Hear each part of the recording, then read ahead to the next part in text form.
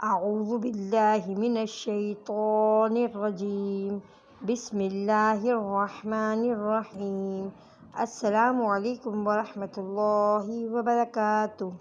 نماز قصر۔ جو شخص 48 میل کے سفر کی نیت سے اپنے شہر، قصبے یا بستی سے نکل جائے، اس کے لیے واپس آنے تک ظہر، عصر اور عشاء کی فرض نماز 4 رکعت کے بجائے 2 رکعت رہ جاتی ہے۔ ہاں، اگر سفر میں کسی جگہ 15 روز یا اس سے زیادہ ٹھہرنے کی نیت کر لے تو پوری 4 رکعتیں پڑھنا فرض ہو جاتا ہے۔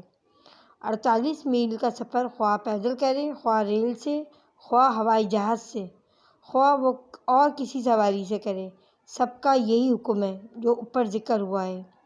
نیت نماز قصر، یعنی آپ نے کیسے نیت کرنی ہے نماز قصر پڑھنے کی؟